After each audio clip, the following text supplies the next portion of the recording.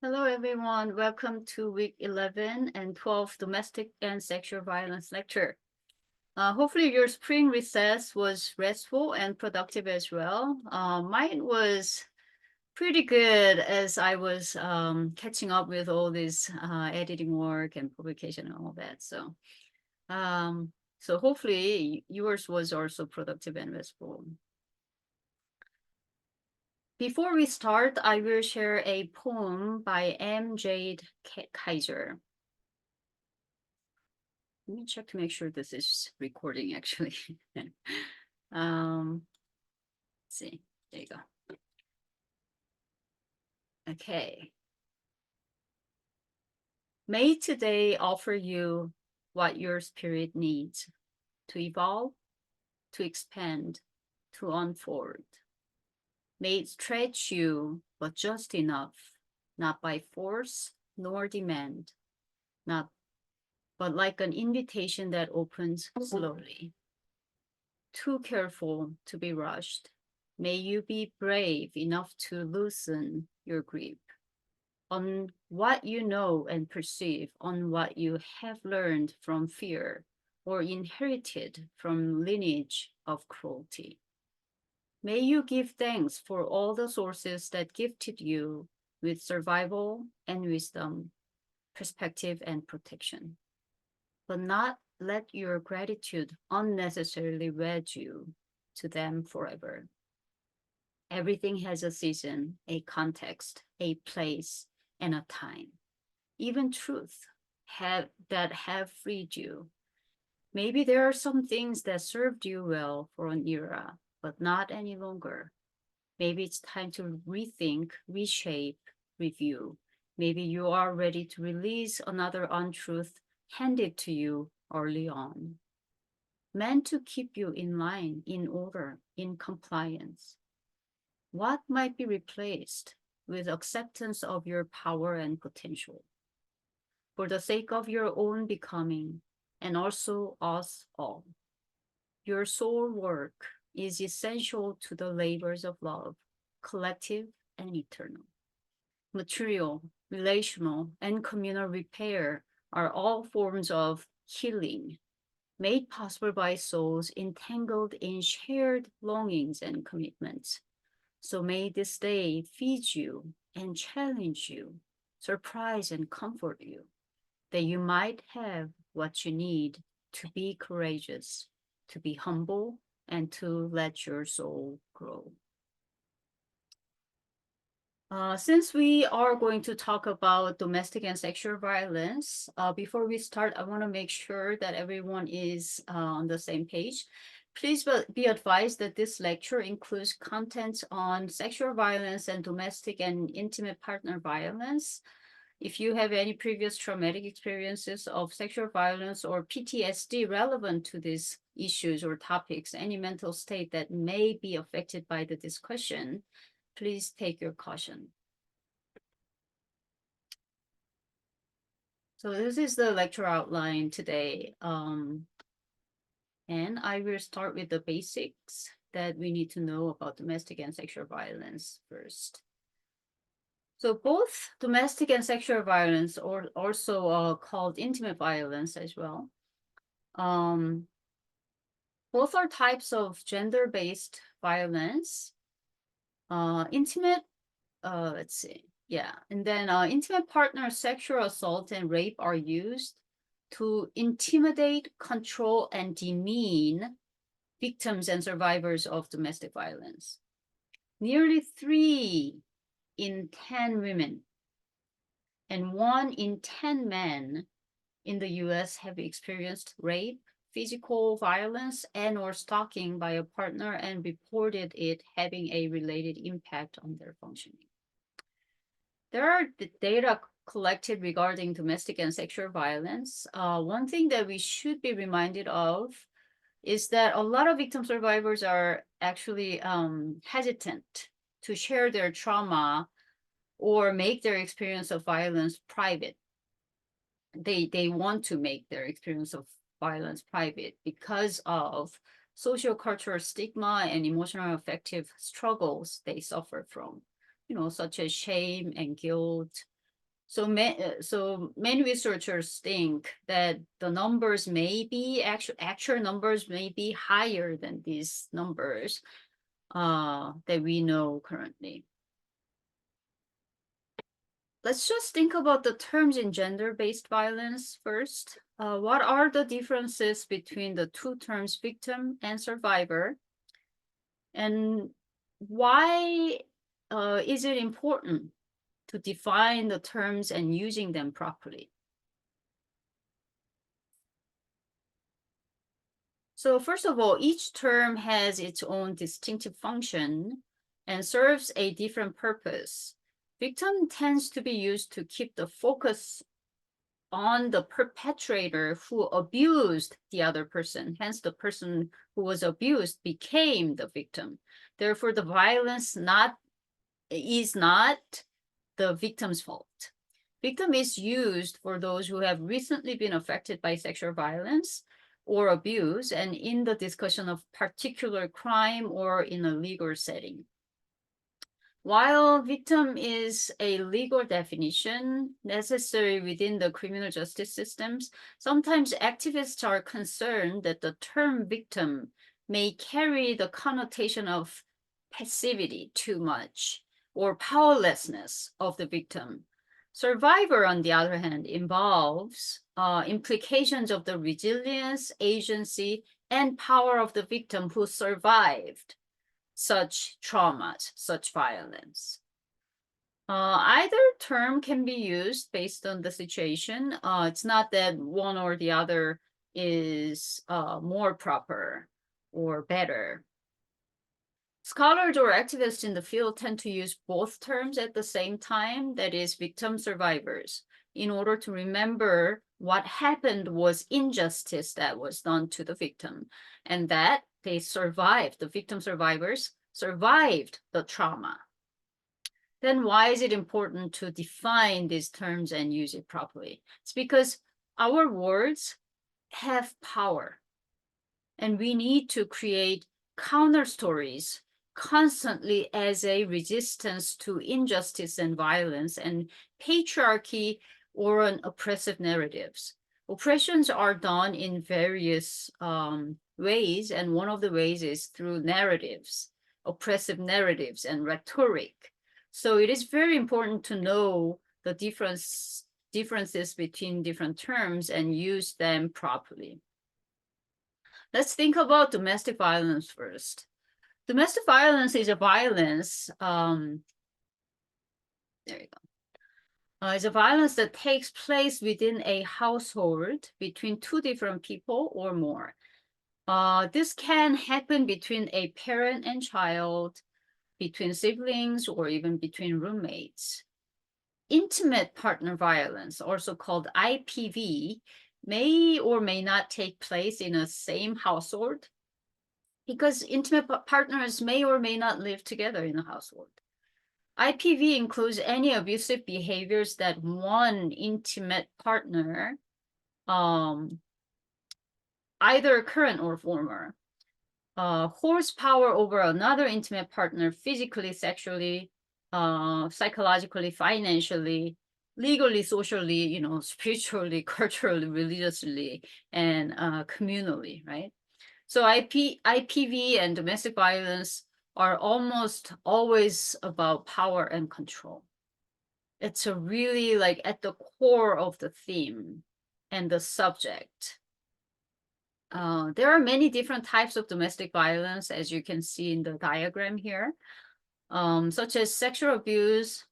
Let's see, start from here. Sexual abuse, financial abuse, sexism, emotional abuse, immigration status. Oftentimes domestic violence perpetrators use the victim survivor's immigration status to control the relationship, to control the person's agency.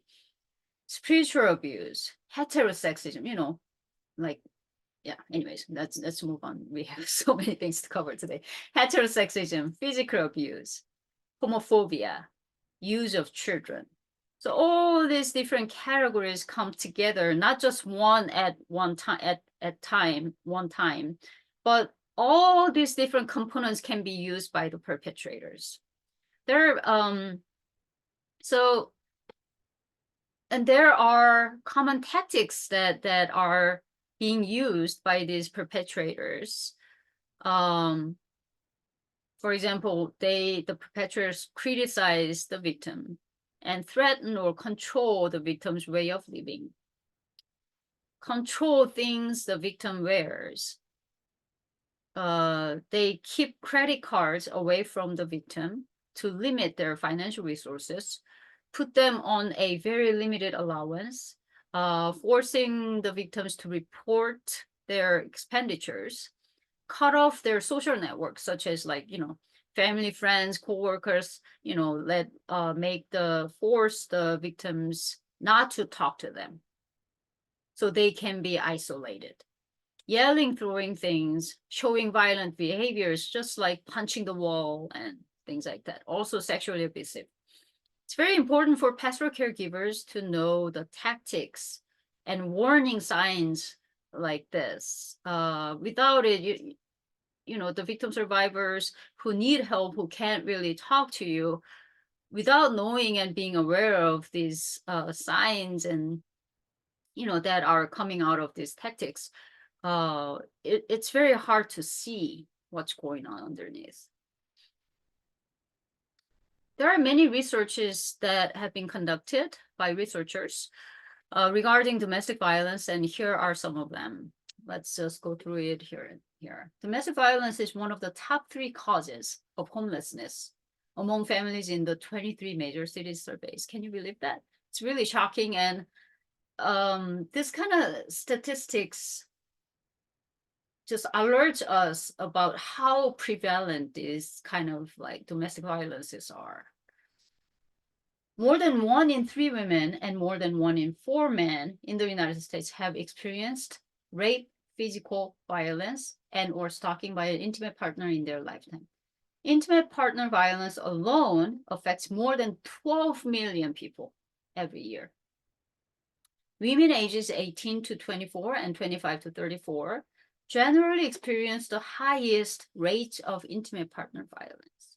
Most female victims of intimate partner violence were previously victimized by the same offender at rates of 77% for women ages 18 to 24, 76% for ages 25 to 34, and 81% for ages 35 to 49. 30% to 60% of intimate partner violence perpetrators also abuse children in the household. Transgender women are 3 times more likely to be stalked, experience financial abuse, and or endure sexual harassment than individuals who do not identify as transgender. So when it involves LGBTQ populations, the perpetrators use the complexities, social-cultural complexities, and their weaknesses and vulnerabilities.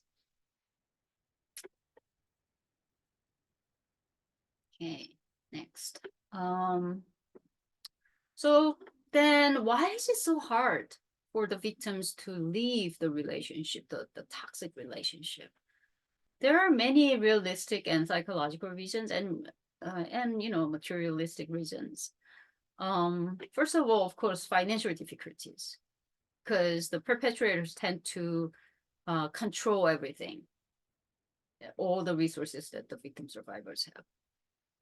Also, a lot of victim survivors are scared of the perpetrators being more violent when they try to leave the offender. They're worried about their own children's well-being, since domestic violence perpetrators usually take control of financial resources and community resources.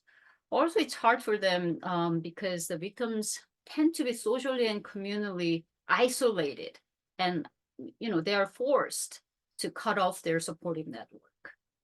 There is a cycle as well that's the common reason that gives common reason for them to leave, hard to leave, to make them hard to leave the relationship. There's a cycle as well of the violence and hoping for change, which functions as a reason. The first phase of the cycle is called a honeymoon phase, which means when everything in the relationship seems lovely, it's all good.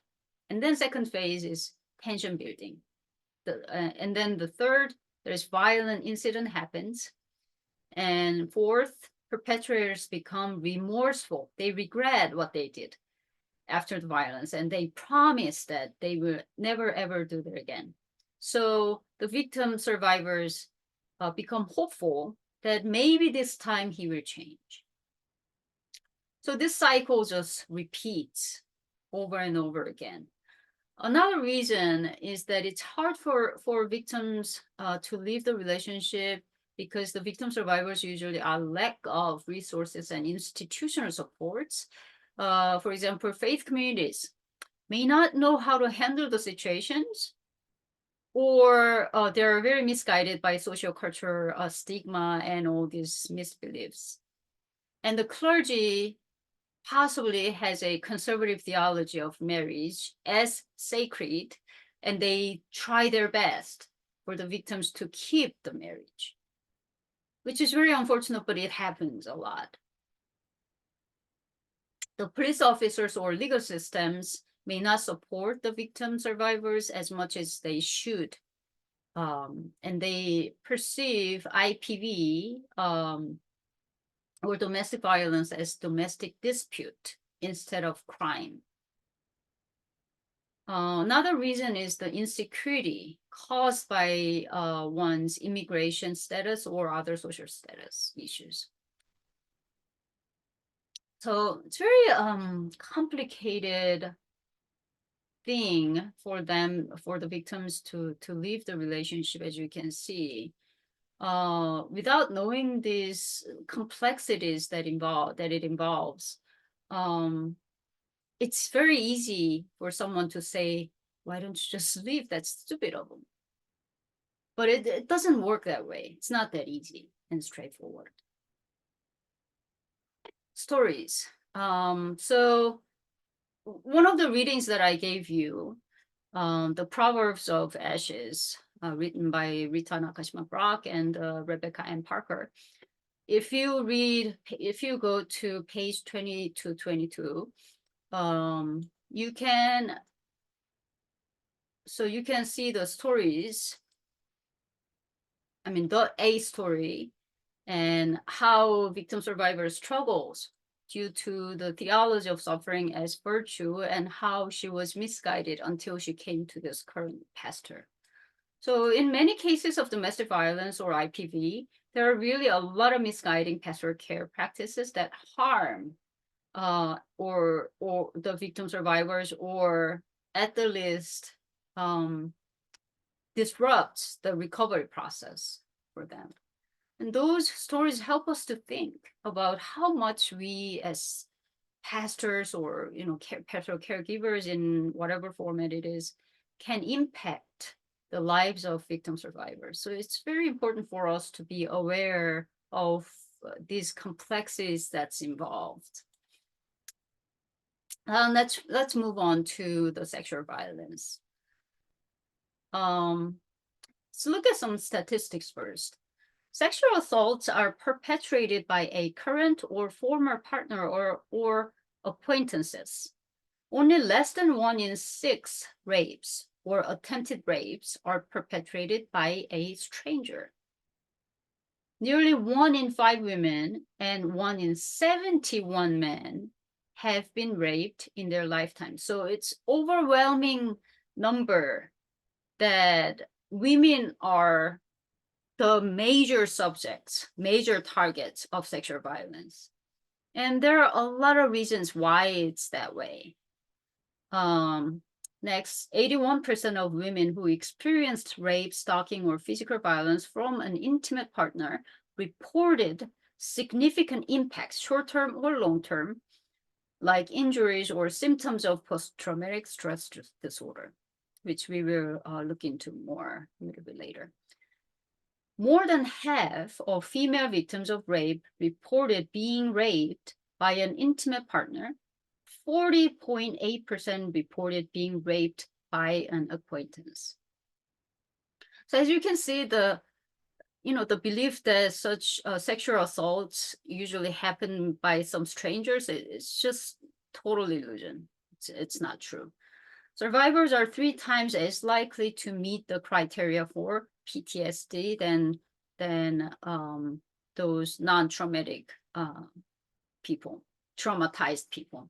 Survivors are 2 times more likely to develop symptoms of depression and 3 times more likely to develop a major depressive disorder. That's a typo. Survivors are 3 times more likely to engage in self-harming behaviors and have suicidal thoughts, and 4 times more likely to attempt suicide. You may have heard already about this, but like the victim survivors of sexual assault are really at a high risk for PTSD. And if you see someone showing symptoms of PTSD, you might be aware of these circumstances and the statistics, and kind of see what's going on, pay attention to the person more carefully. So what is sexual assault? The term sexual assault refers to sexual contact or behavior that occurs without explicit consent of the victim. So the victims explicitly has to say yes to such sexual contact or behavior. If otherwise, it's a sexual assault. So examples, the types of the sexual assault is attempted rape, unwanted sexual touching, forcing a victim to perform sexual acts, and rape. So after this horrible things happen to the victim survivors, they may be in a state in which they are bombarded by complicated emotions and have a hard time processing what happened to them. In that case, it is very important for pastoral caregivers to remember that the victim is never to be blamed for the actions of the perpetrator. Because oftentimes people tend to try to find reasons, and when they do that, they tend to blame victims' behaviors and attitudes, not the perpetrators. Victim survivors often blame themselves as well, trying to make sense of the situation and blaming their own behaviors that might have encouraged the perpetrator to do such violence to them. Any type of comments that might be taken as a blame should not be made. This is very, very important part for pastoral caregivers, because without really being mindful of these, it's almost human instinct to try to make sense of the situation, and the victim survivors is just sitting right in front of you, and you just come off with such comments. Pastoral caregivers need to clearly and definitively state that it is not the victim survivor's fault. Help them as they go through the theological meaning-making process and reconstruction of it. Because after such assault is done, victim survivors' systems of meaning-making and beliefs are challenged and even destroyed completely. Also be aware of social constructions of misbelief about sexual violence. Pastoral caregivers who are not very sensitively and highly aware of social constructions of oppressive misbeliefs about sexual violence often harm or disrupt the restoration process of survivors. When sexual violence is done to the victims, there is a variety of emotions that sexual violence victim survivors go through. And of course, it's all negative. Shame from the social stigma and self, victim blaming and victim shaming, guilt, sense of being humiliated, anger, disgust towards themselves and towards the offenders, even towards the memory of it. Low self-esteem, anxiety, feeling depressed, unworthiness, sense of insecurity, always, all the time, constant feeling of insecurity, numbness, shock, confusion, self-doubt, and difficulty regulating the emotions, sense of powerlessness, and vulnerability. And these are the possible conditions and symptoms that the victim survivors may go through. And, of course, they are at higher risk of getting PTSD. Flashbacks, clinical depression, post-traumatic stress disorder, which is PTSD, self-harm or suicidal thoughts, alcohol or substance abuse, insomnia or sleep issues, lack of concentration, anxiety disorder, dissociation, losing time, blanking out, etc. Sexually transmitted infections, behavior addictions. So these can be actually the warning signs for people who are around the victim survivors. So pastoral caregivers need to be aware of these symptoms. And when someone shows this kind of conditions and symptoms all of a sudden, who didn't show these symptoms before at all, you might have to really pay attention and be careful with like what you are saying to them, and try to figure out what's going on there.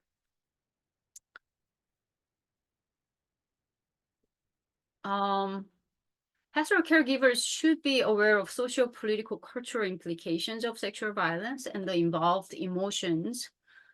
Victim blaming culture and misogynistic understandings of sexual violence as sexual, not as violence or crime, is very common understanding, oppressive understanding of sexual violence.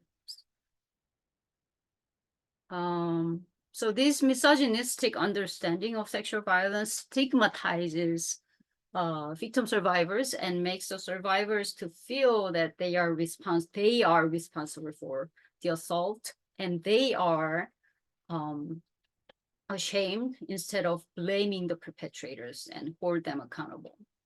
Because of the social belief of women as sexual beings or seductive, there is social stigmatization of the survivors, and often victim survivors are hesitant to legally go after the perpetrator because they fear rejections by the social and legal systems and community and their friends and coworkers.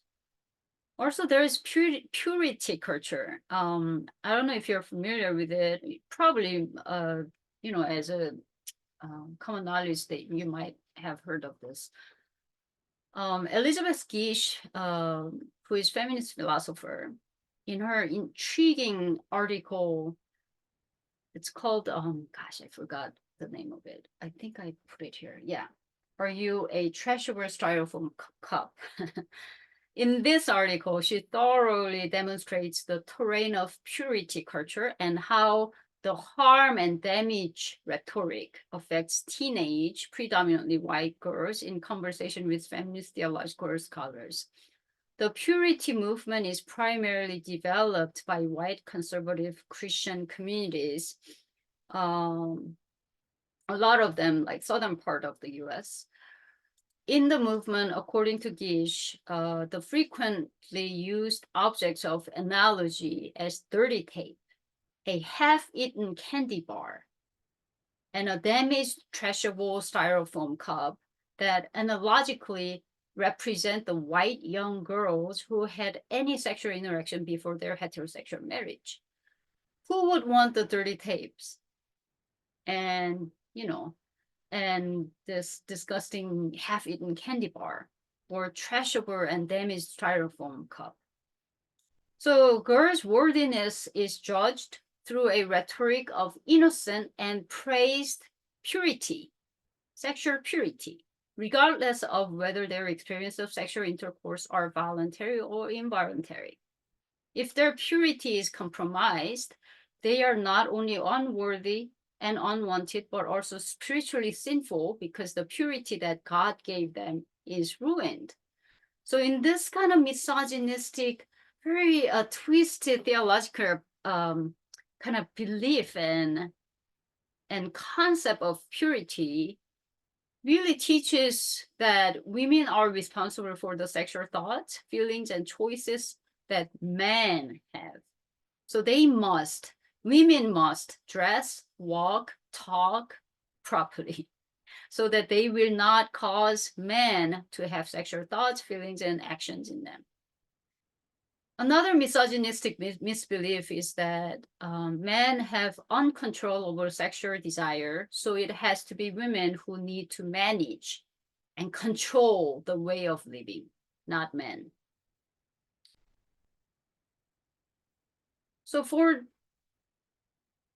So then, like, what can we do as pastoral caregivers? Pastoral caregivers need to provide counter narratives, which is really the basic and very foundational method to use to these stigmatizing and victim blaming, victim shaming social cultural oppressions. When pastoral caregivers talk to victim survivors, we need to use a counter narrative approach. For example, you can say these sentences in a definitive and affirming, very affirming tone, saying, I believe you. This is a counter narrative of the lack of women's credibility and social cultural disbelief of sexual violence victims' statement. Within the system of misogyny, victim blaming and victim sharing cultures promote attitudes about the lack of credibility for women. These cultures are prevalent, especially in cases of sexual violence. Secondly, you can say it is not your fault.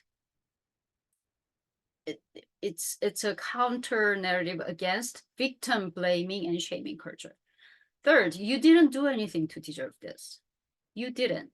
This is against misogynistic idea that women did something to cause the assault and thus they deserve this. Fourth, I am so glad that you took courage to tell me about this. This is an affirming action towards the choice of the victim survivors. And fifth and sixth, you are not alone, or I care about you and I am here to listen or to help in any way I can. This is a narrative of solidarity, and she's in a communal care. Since we have some students who reside in Africa currently, I thought this might be helpful to share. There is a webpage that you can use to see the sexual violence information and data and statistics in 6 different African countries.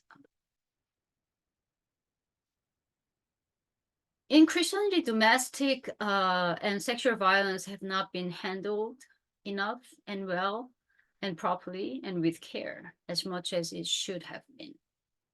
And it's very unfortunate and sad to see those victim survivors who get harmed again in their faith communities.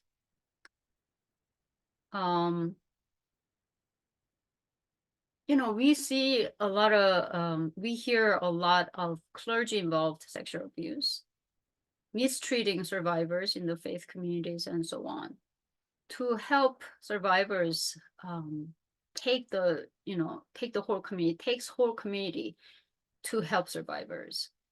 When a pastoral caregiver in that community is well educated and well aware of social, political, and ethical, spiritual, theological, and psychological implications and impacts of such violence to the victims or victim survivors, that will be a good starting point, at least for the community to offer care to the survivors.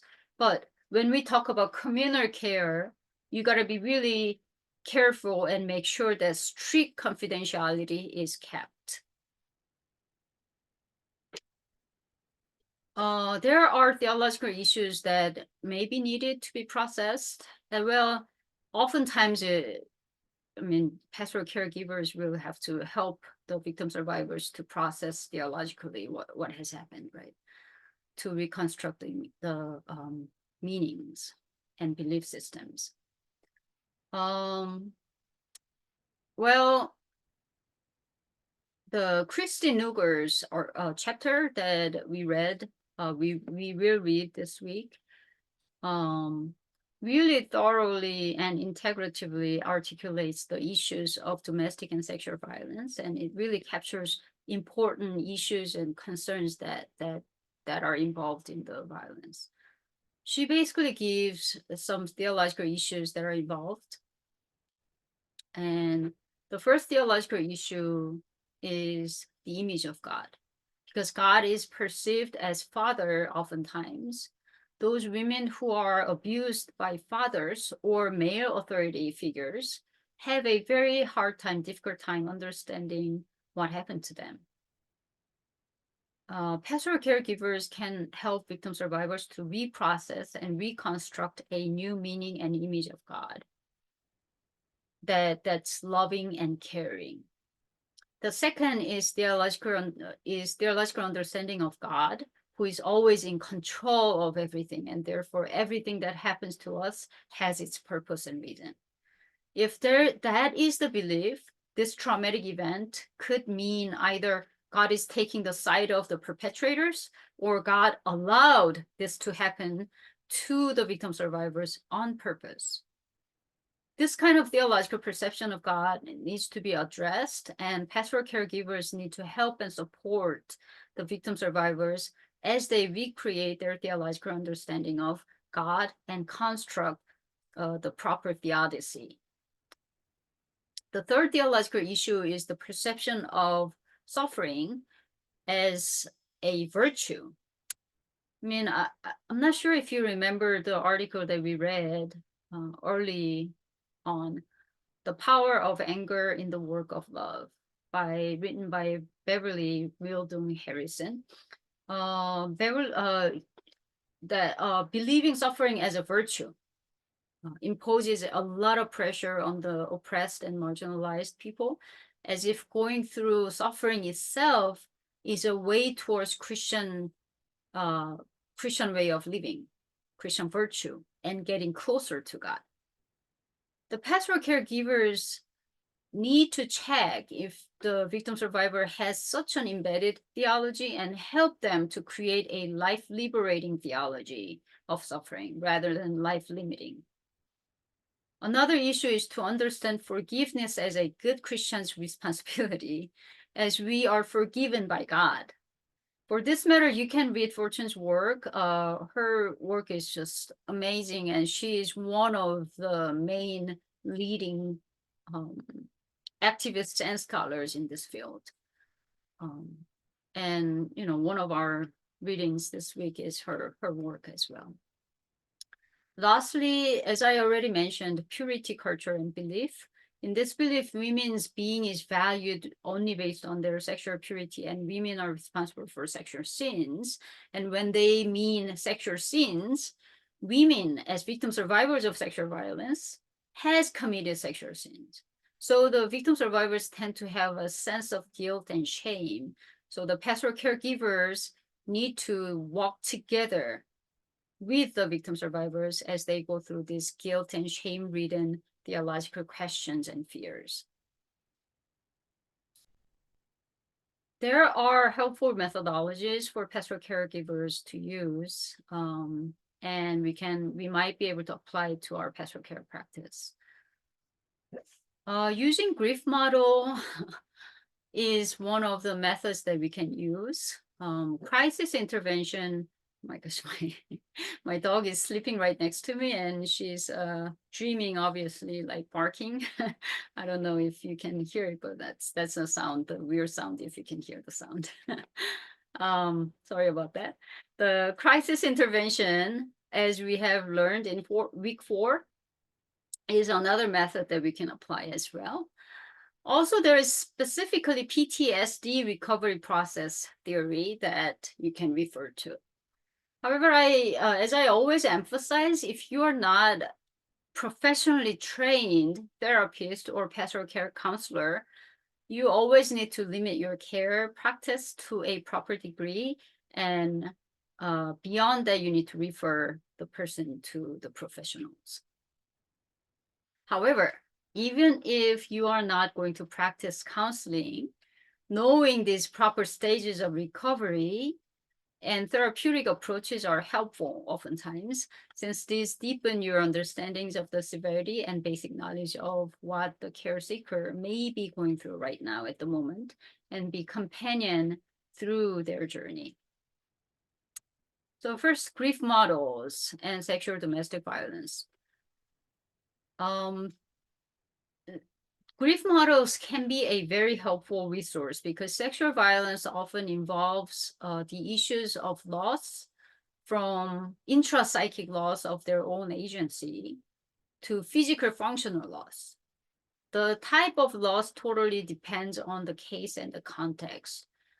Therefore, grief models can be helpful to use as you develop a care plan for the victim survivors. Since we already have learned about this grief models, we'll just skip on it. You try to think how to apply this grief model for the case of sexual violence.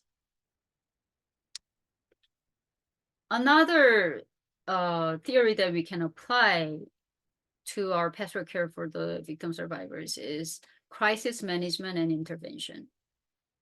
First, develop an understanding of immediate needs of the survivors, as we have learned. Second, understand the psychological effects of the event. And third, understand what factors help a person recover and what is not helpful for recovery, psychologically, physically, very like integratively, right? Like theologically, spiritually, and so on.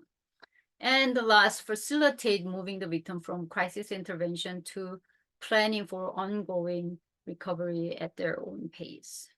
Never ever push them to recover faster. If they're not ready, they're not ready. You probably remember Robert's 7-stage crisis intervention model. So you can kind of think through these stages and see how to help the victim survivors who seek the pastoral care.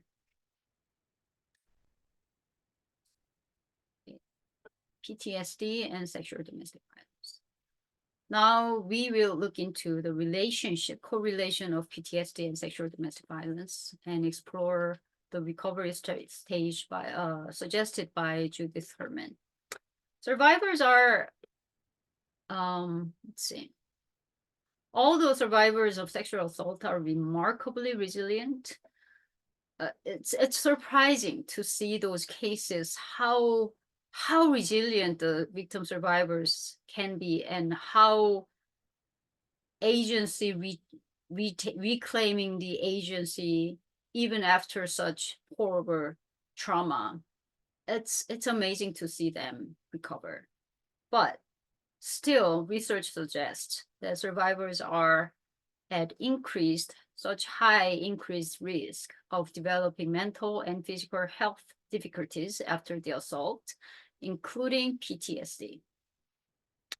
While people of different gender identities respond to the experience of sexual assault in many similar ways, stereotypical ideas related to femininity and masculinity often impact survivors' experiences.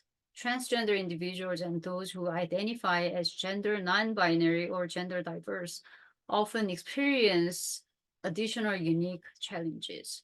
So there is more complexities involved when the victim survivor is LGBTQ population.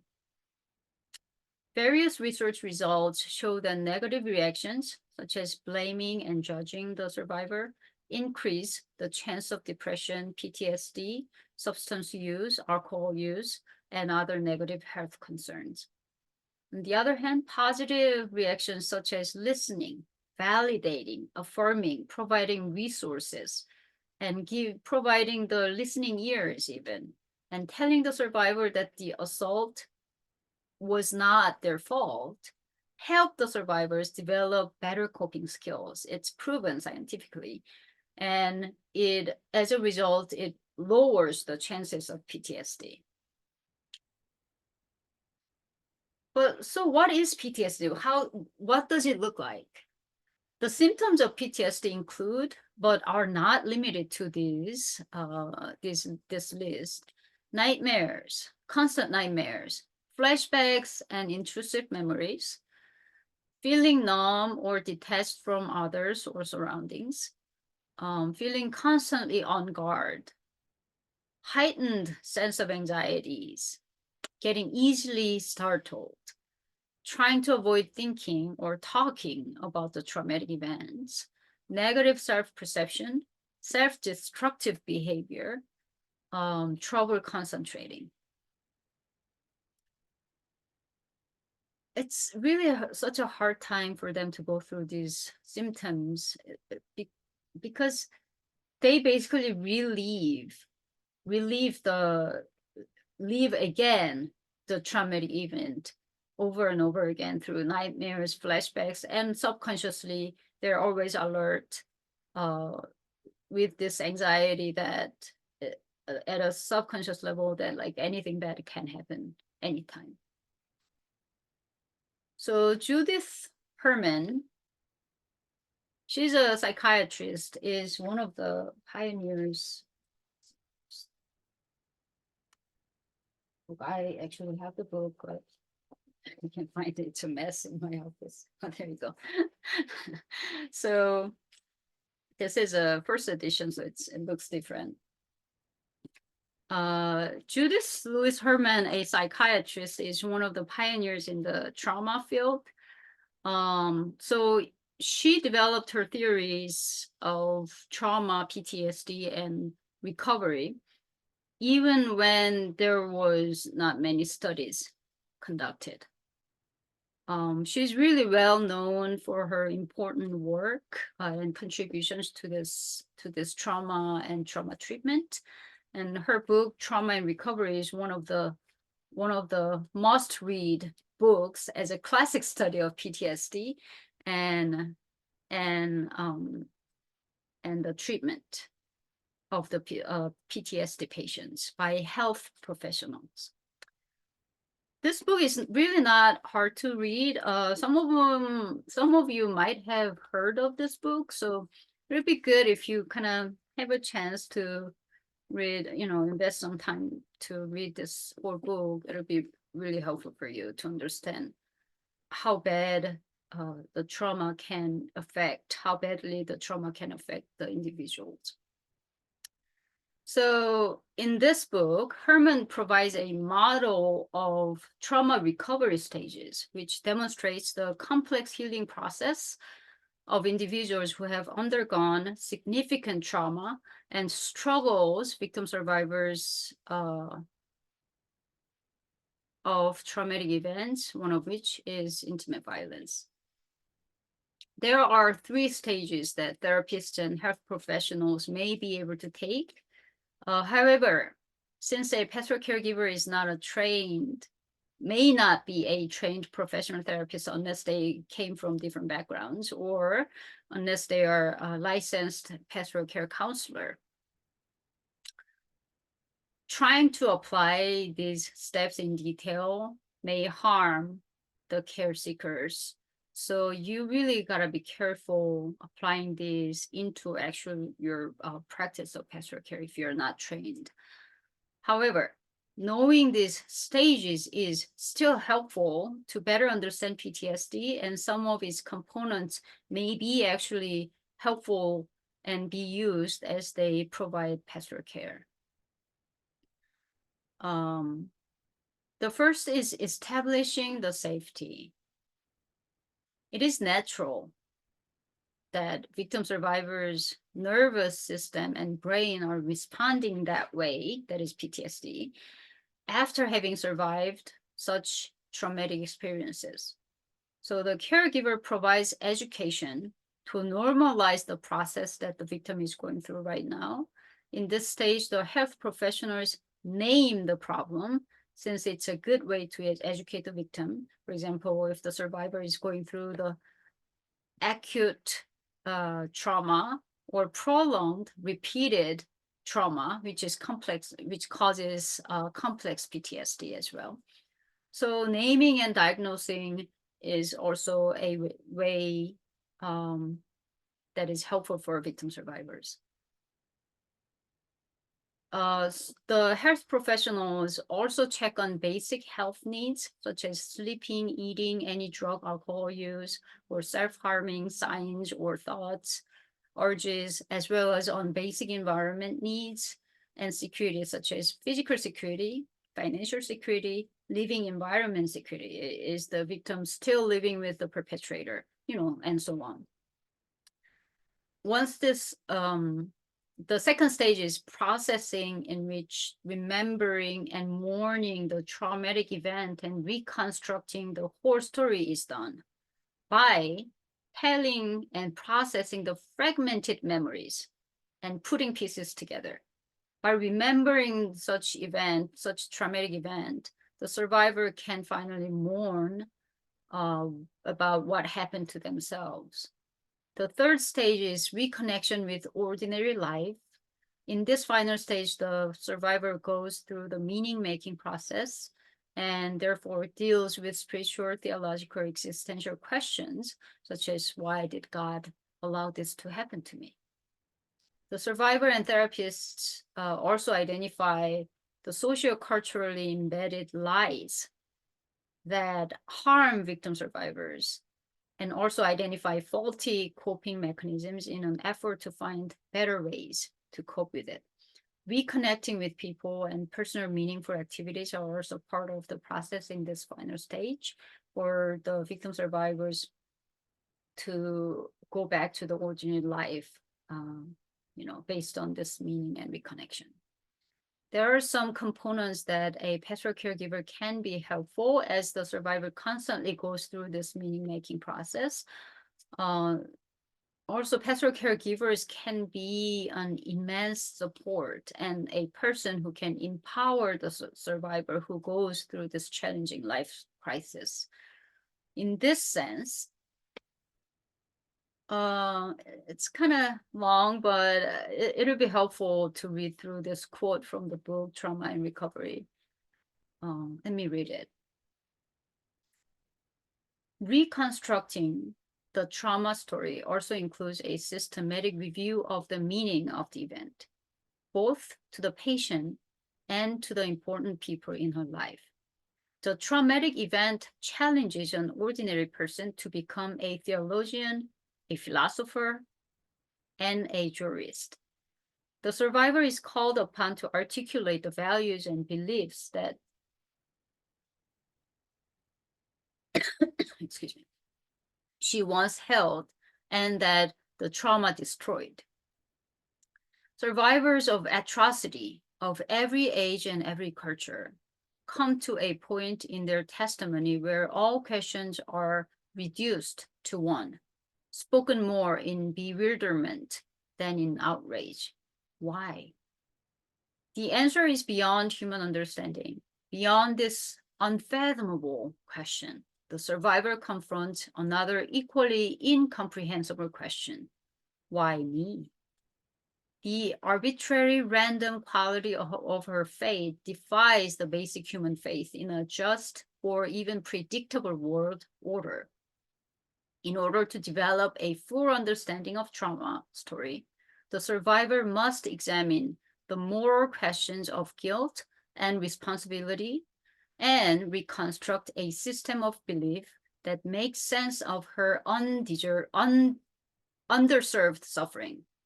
Finally, the survivor cannot reconstruct a sense of meaning by the exercise of thought alone. The remedy for injustice also requires action. The survivor must decide what is to be done. If you want to study further on this issue, take a look at the helpful resources and reference list that I attached at the end of this PowerPoint slides. Hopefully this lecture was helpful as you study this important subject. And now all of you are aware of this severity and prevalence of such domestic and sexual violence in the United States and all around the world, actually.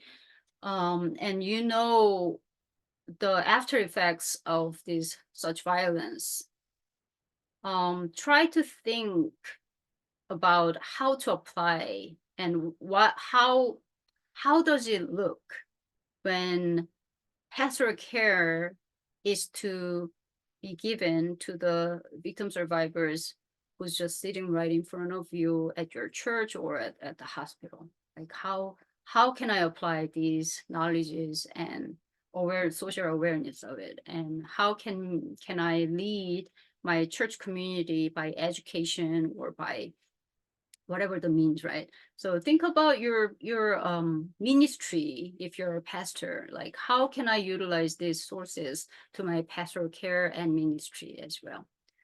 All right. I know last week and this week is quite a demanding weeks, because there is like book review and there was midterm not too long ago and all these things, but hopefully it's not too bad and manageable.